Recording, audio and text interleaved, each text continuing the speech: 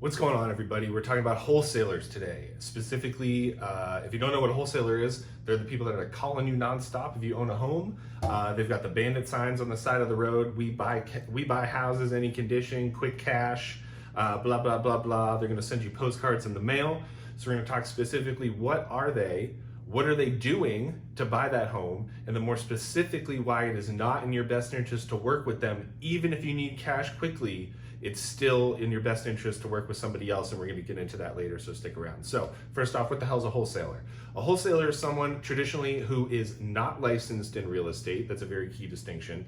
And they are going to get your home under contract on paper. They're going to have that in a distressed situation. So maybe you've got tax liens on your property, it's in bad condition, you've got vacancies there if you're a rental property owner and you just want to get rid of it. Perhaps there's damage to it, water damage, fire damage, you don't want to deal with it anymore. Whatever it might be, these people are going after homes that the owner, like yourself, needs out of it quickly, or they just don't want to deal with selling it on the open market for whatever reason.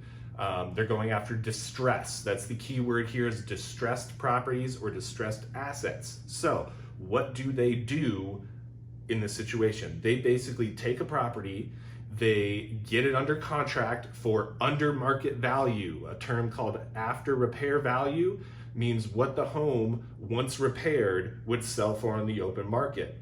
You might hear the term comps or comparables. That's how we find out these values. So they are paying you a discount. They then are not going to use any of their own money. They're just going to take that contract, they're going to market that contract, they're going to assign that contract or flip the paper to an end buyer, an end investor or flipper, and they're going to collect a finder's fee in the middle. So let's go over what that looks like in real numbers, okay? So let's say your home, let's say it's worth 200K, okay? So I'm going to call ARV. Remember, that's the after repair value. So after you make it nice and updated, this is what it sells for in the open market. We're gonna say 200K, all right? Repairs needed, we're gonna call it 30K. Okay, so you need to spend 30K on paint, flooring, whatever the hell it might be to get it worth 200K, all right? This isn't real, these are just make-believe numbers to illustrate. Then they're gonna say, let's call it the contract price, or what you're getting paid, the purchase price. So contract, they're gonna offer you 100K cash in like 2 weeks. That's what they offer you for a contract price. And then sales price,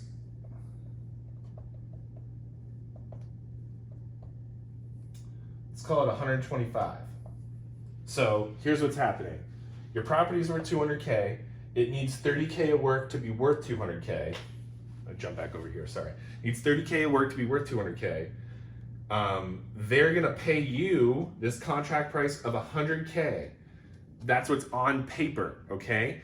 They then market that paper or their interest in that contract. This is very important and a distinction in the real estate game that's kind of sneaky.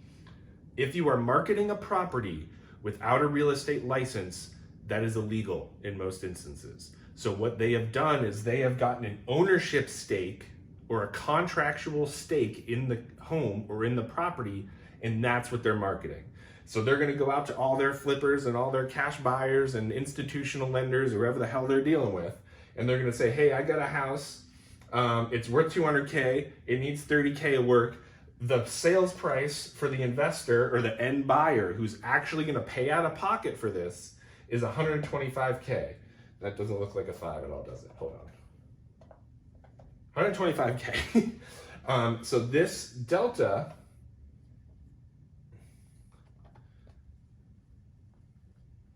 is your wholesale fee, okay? This is what they're making off of flipping that paper and just finding an end buyer, okay? So why does this not really serve your best interest? Well, for one, first and foremost, it only needs 30K of work, it's worth 200K, you're walking away with 100K.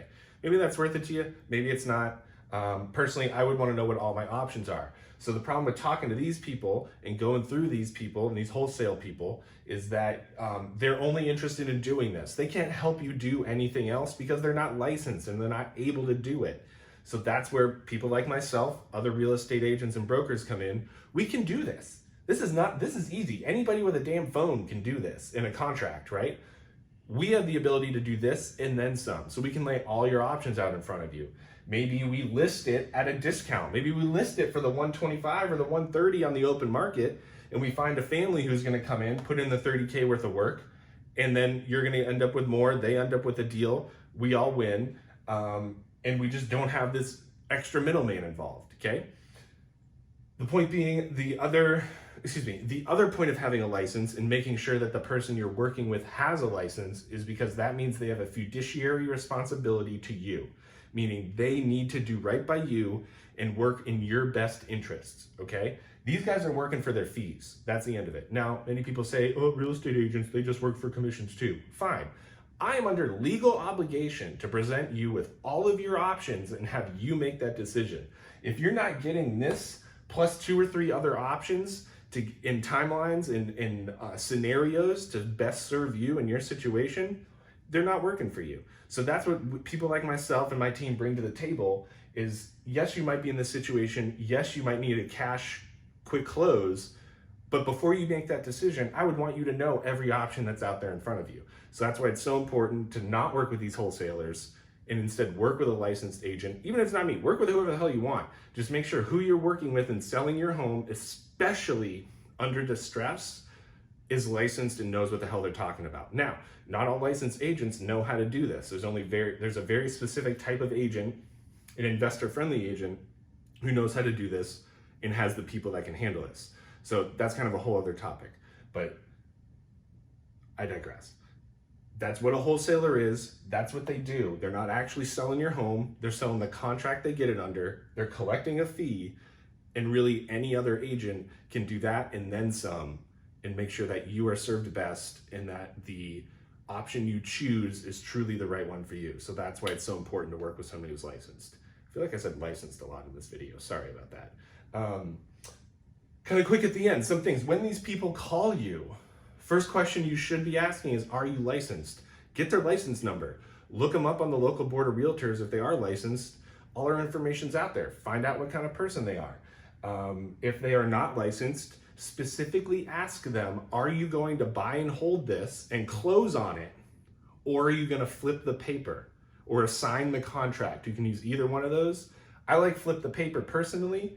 You're welcome to use that as well, because it's kind of a talk the talk, right? You're kind of an insider, and it shows that you're not just some yahoo who doesn't really know what they're dealing with. So it kind of elevates you to a higher position, and hopefully, if you do want to go this route, gives you a little more street cred, if you will. So that's what you want to ask. Are you licensed? Are you going to flip the paper, or are you going to sign the contract? Those are kind of the same 2 questions, but that's what a wholesaler is.